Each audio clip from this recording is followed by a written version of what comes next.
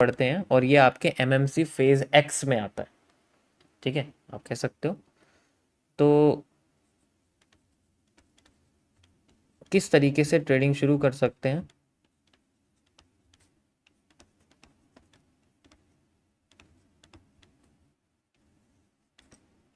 देखो, इसके लिए ना एक टाइम टेबल चाहिए होता है।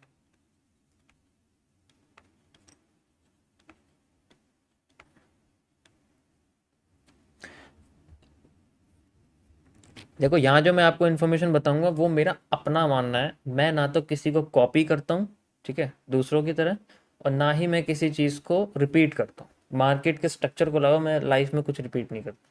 तो यहाँ जो मैं आपको बेसिकली बताने वो मेरा अपना मानना है, ठीक है, मेरे खुद के एक लाइफ के पार्ट का हिस्सा है जो मैं आपको यहाँ पर एक्सप्लेन कर रहा हूँ, ठीक है। और ये मेरी अपनी रिसर्च है, अपने टाइम एक्सपेंशन है, टाइम स्पेंडिंग है, उसमें से आपको मैं ये बेसिकली बता रहा हूँ। तो जो टाइम टेबल है यहाँ पर ये बहुत इंपॉर्टेंट होता है। वाई? क्योंकि इसी से एक हैबिट क्रिएट होती है। आप ध्यान से समझो मैं जो कहने वाला हूँ, ट्रेडिंग इज ए हैबिट, ठीक है। Trading is not a business in starting, it just a habit. Habit क्या होती है? हैबिट वो होती है जब हमारे अंदर ना किसी चीज़ के इमोशन आ जाए। आप किसी इंसान के साथ रहोगे ना और आपको उसकी किसी एक हैबिट को अगर आप उसकी किसी एक हैबिट या उसकी एक आदत अच्छी लगने लग जाए ना, तो आपको वो पूरा अच्छे लगने लग जाता है। लेकिन ठीक है, यही चीज़ आपकी ट्रेडिंग होती है। ट्रेडिंग में जो हैबिट है वो इमोशन है, और वो क्या है? वो प्रॉफिट है, ठीक है। जनरली आप देखने जाओगे तो हमें शुरुआत में वो नहीं दिखता, तो हमें उसकी हैबिट नहीं लगती। मैं तुम्हें एक अलग साइकिल से समझाने की कोशिश करूंगा इसको, व्हाट इज दिस, ये है क्या एक्चुअल में, लोग क्या कहते हैं, इसलिए मैंने बोला मैं अपना मानना। ट्रेडिंग इज ए हैबिट, और ये जनरली आपका इसलिए नहीं आती है लोगों को, 99% लोगों को इसलिए नहीं, क्योंकि they focus on a single emotion जो कि बताया जाता है। टोटल एक ही हैबिट के ऊपर वो फोकस करते हैं, which is not the profit, ठीक है। इसीलिए 99% जो लोग हैं वो फेल करते हैं, ठीक है। अभी तुम्हें रीजन समझ में आ जाए। अब मेरा क्या मानना है, मैं क्या मानता हूं कि trading is a habit and it's developed over a period of time. ये समय के साथ डेवलप्ड होती है, एंड इट्स हमें प्रॉफिट के अलावा प्रोसेस पे ध्यान देना चाहिए।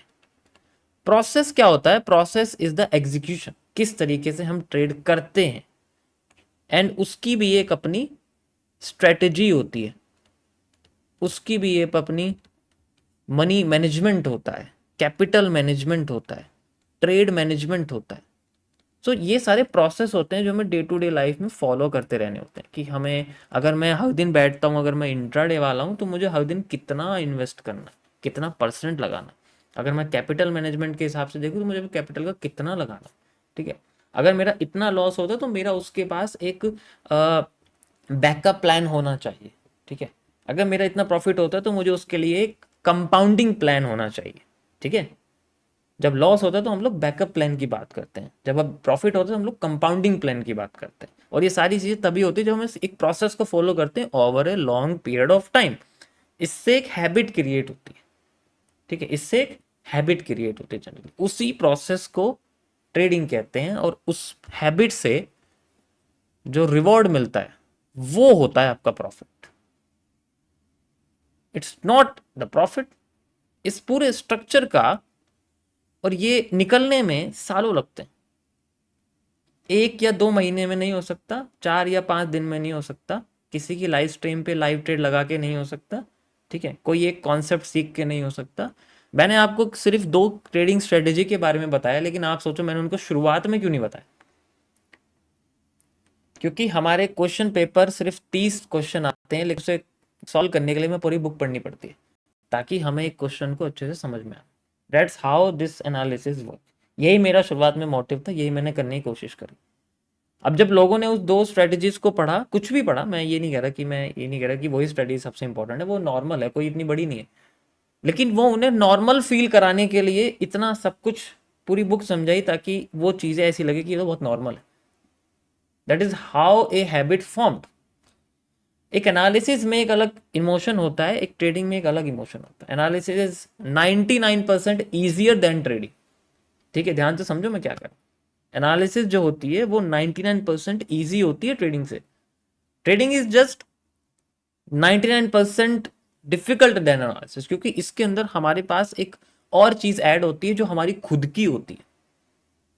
अभी हम लोग किसी और के चार्ट पर उसको सॉल्व कर रहे हैं जिसमें कुछ नहीं आता, जिसमें हमारा अपना पैसा नहीं है, या फिर अपना हम पैसा भी नहीं लगा रहे, I am just sharing my view. लेकिन जब इसमें अपना एक पैसा आता है ना, दैट्स एक अलग चीज़, एक इमोशन क्रिएट हो जाता है। वो इमोशन हमें हैबिट में बदलना है कि ये हमें डेली करना है।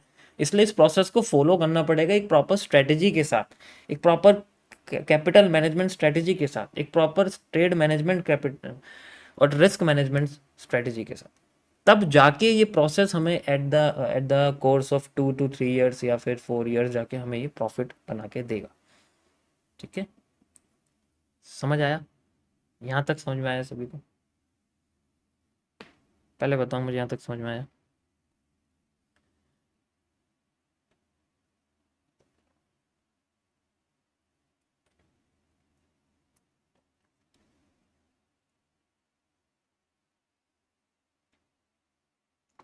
दैट्स वाई मैंने आपको टेलीग्राम पे बोला था कि मैं टाइम वेस्ट किसी और की बात करके नहीं करूँगा आज की स्ट्रीम में। आपको आगे बढ़ने की थोड़ी बात बताऊँगा।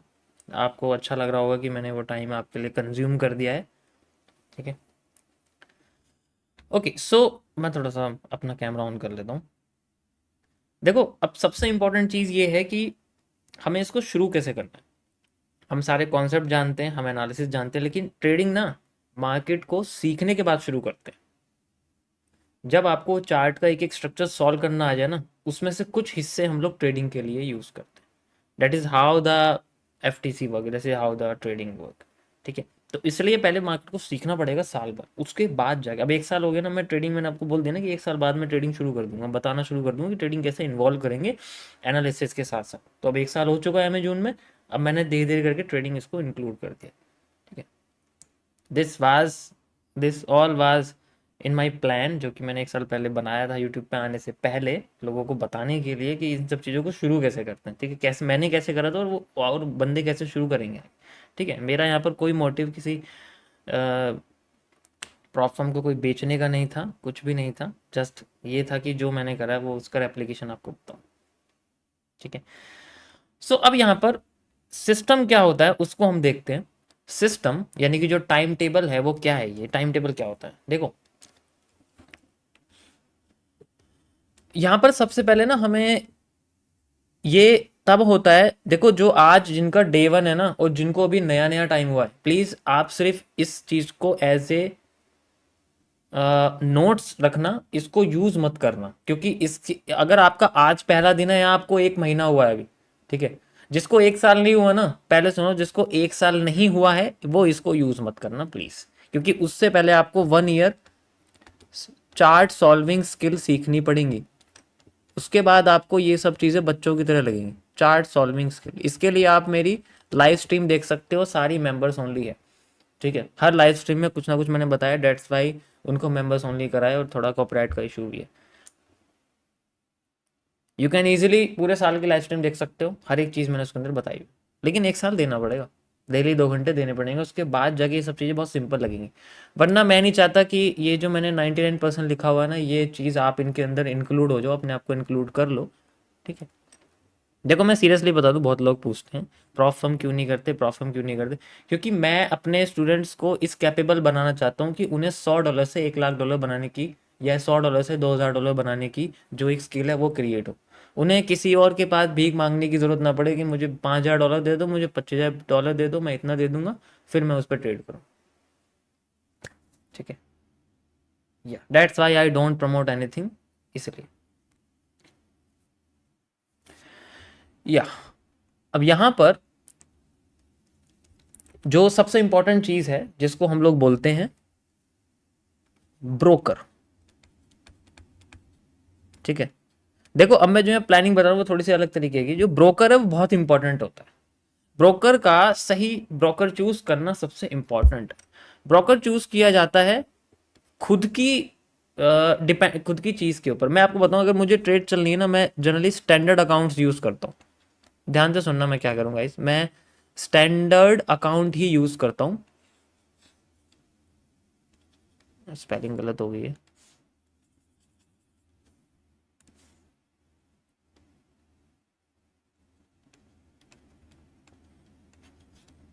वाई? क्योंकि मुझे स्प्रेड से कोई प्रॉब्लम नहीं है, मुझे स्प्रेड से कोई प्रॉब्लम नहीं है।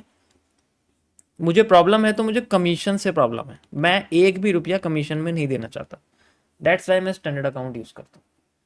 और मेरा टाइम फ्रेम 4 आवर रहेगा या 1 डे रहेगा। अब 4 आवर में मेरी एंट्री हो रही है, लॉट तो तुम समझ सकते हो 4 आवर में कितना चलते हैं। फिर 3 मिनट वाले 10-10 लॉट चल रहे थे तो 4 आवर में कितना बड़ा लॉट चलते हैं, ताकि कमीशन ना जाए। एंड ये फिर 3-4 महीने चल रही है, डेट्स ये चलती जा रही है, कोई प्रॉब्लम नहीं इसमें, तो मुझे इससे कोई फर्क। अब यहाँ पर ब्रोकर जो यूज होगा मेरे केस में, मैं कौन सा ब्रोकर चूज करूँ? सबसे पहले जो स्टैंडर्ड अकाउंट दे, जिसमें कोई कमीशन ना हो। ठीक है, ये सब में होता है।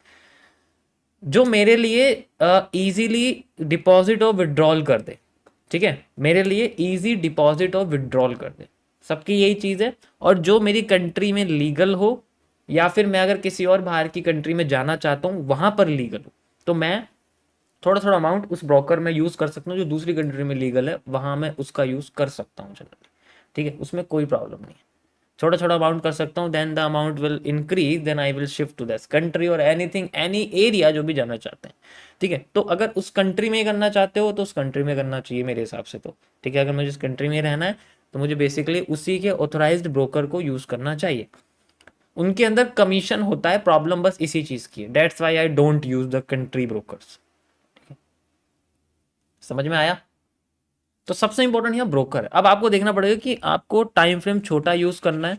देखो मेरे केस में मुझे नहीं लगता आप किसी को भी स्टैंडर्ड अकाउंट यूज करते हुए देखोगे, किसी भी इन्फ्लुएंसर, किसी भी ट्रेडर, किसी भी स्ट्रीमर को आप स्टैंडर्ड अकाउंट यूज करते नहीं देखोगे, because they don't use the larger time frame for execution.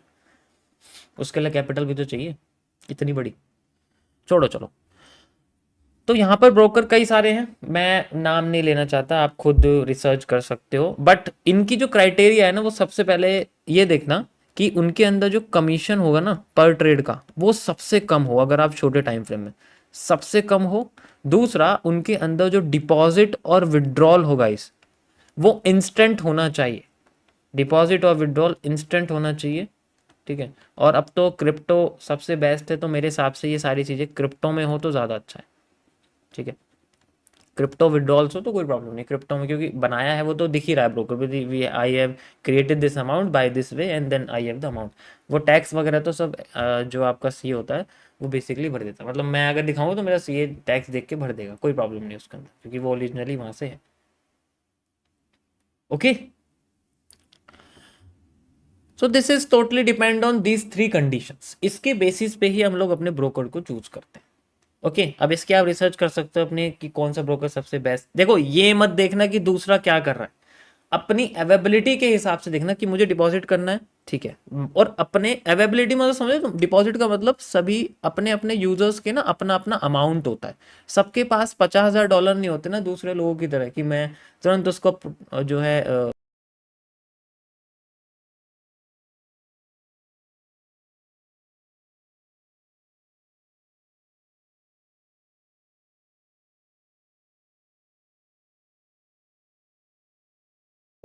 Account balance का मार्जिन बता दूं, हर किसी के पास नहीं होते। तो उनके लिए तो दुनिया का कोई सब ब्रोकर बढ़िया है, कोई प्रॉब्लम नहीं उनके। लेकिन जिनके पास कैपिटल $10 ही है, $100 ही है, ठीक है, $1,000 ही है, तो उनके लिए चैलेंजिंग टास्क है।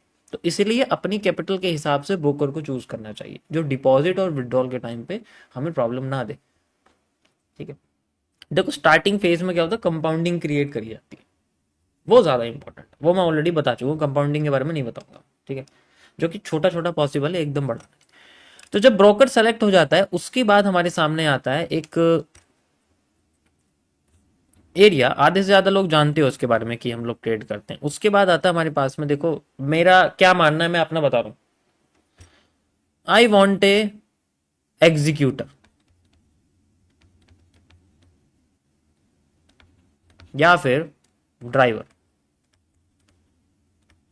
ठीक है, इससे जो मेरा फोकस है ट्रेडिंग पर, वो अगर मैं चार्ट एनालिस्ट हूं एक, तो मेरा 90% की एक्यूरेसी है, 99% तक की एक्यूरेसी चली जाती है चार्ट पर। जैसे मैं बताऊँ वैसा चार्ट चल जाता, उसके लिए मुझे प्रूफ करने की जरूरत नहीं, ऑलरेडी लाइव स्ट्रीम तुम्हें पता है। येस और नो, इट इज पॉसिबल और नॉट?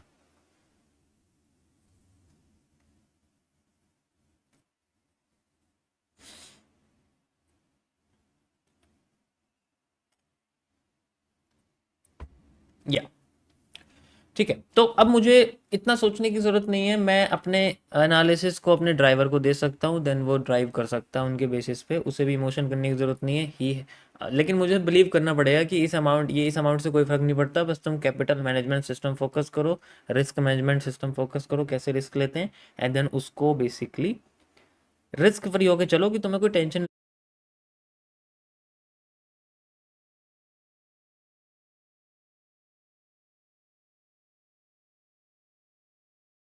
लेनी, क्योंकि तुम्हारा बैलेंस नहीं है ना ये।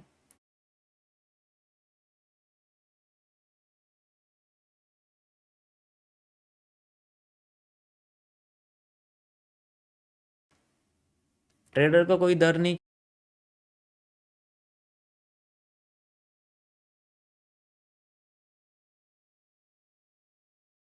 क्योंकि उसका बैलेंस नहीं है। मुझे कोई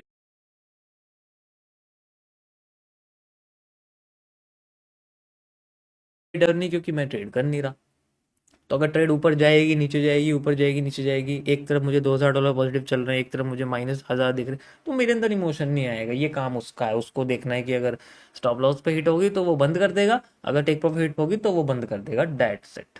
हमारे लिए हमें कोई टेंशन लेने की जरूरत नहीं है। जैसे अगर मैं 3 महीने बाद देखूंगा तो मेरे को दिख जाएगा कि हाँ मेरा इतना पॉजिटिव चल रहा है, इतना लॉस चल रहा है, मुझे अपडेट मिलता रहेगा इसमें। लेकिन उससे मेरे माइंड पे वो जो एक चीज होती है ना कि एक डर होता है, वो नहीं आएगा, क्योंकि उसके लिए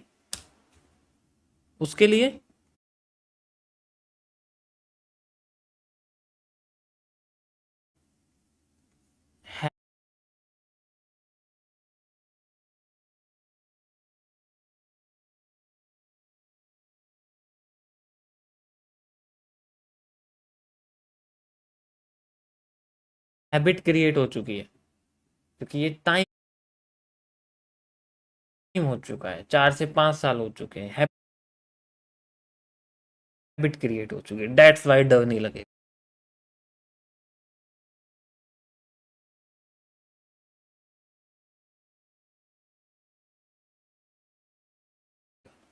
तो ये सारा का सारा खेल आपका जो है ये इमोशन है, ये एक हैबिट है।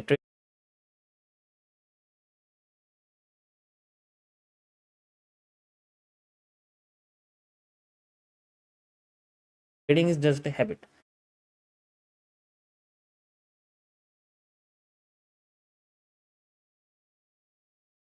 तो इसको डेवलप करना पड़ता है, ये एक इंडिकेटर नहीं होता, ठीक है, जिसे समय टू समय पे आप बदलते चले जाओ। This is how to start for executive driver, and then उसके बाद ये सारी चीजें रिपीट होती रहती हैं।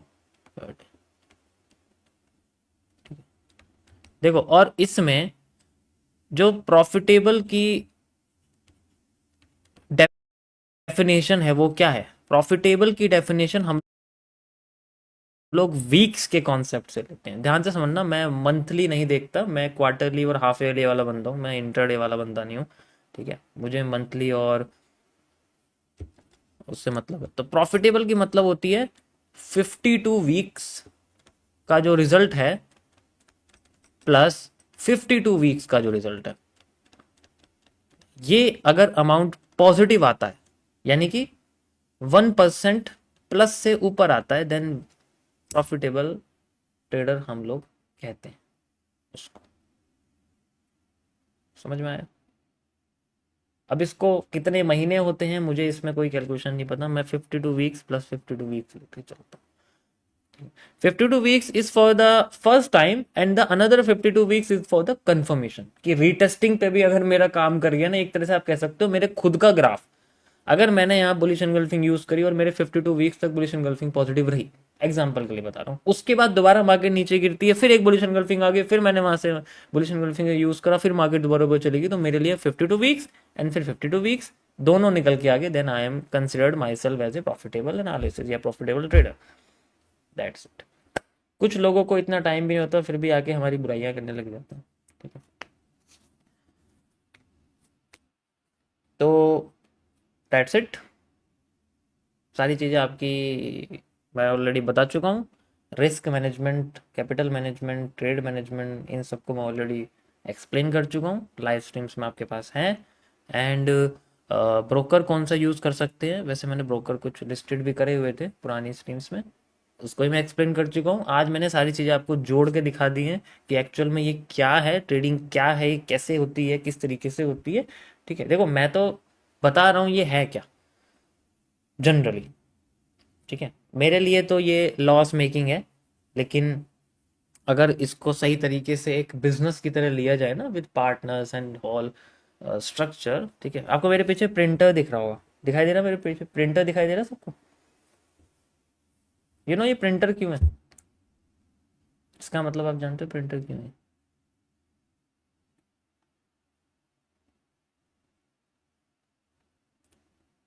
ये प्रिंटर इसीलिए है ताकि मैं जो चार्ट है ना, जो लार्जर टाइम फ्रेम के चार्ट है, मुझे ट्रेडिंग व्यू पे खोल के रखने की जरूरत नहीं होती। मैं उनके प्रिंट आउट निकालता हूँ। एंड कुछ कुछ जैसे मैं मान लो एग्जांपल दे रहा हूँ, जैसे एनवीडिया का चार्ट निकाल दिया, एप्पल का चार्ट निकाल दिया, US30, यूएस टेक, इनका चार्ट निकाल दिया, या किसी का भी चार्ट निकाल दिया, एंड उसको मैं अपने पास चार्ट को खोल के रख देता हूँ। ठीक है, एंड मुझे बार बार मैं अपनी स्क्रीन अवॉइड करूँ, that's why I use the printed paper, उस पर मैं देखता रहता हूँ, उसका एनालिसिस करता हूँ। ठीक है, प्रिंटर का मैं ज़्यादा यूज़ करता हूँ रेदर देन किसी और डेस्कटॉप वगैरह का, आप इसमें कह सकते हैं, क्योंकि लार्जर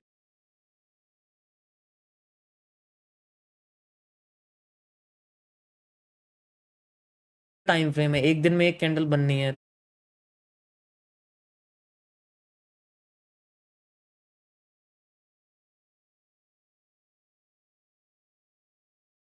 तो मैं क्या देखूं उसको, डेली एक कैंडल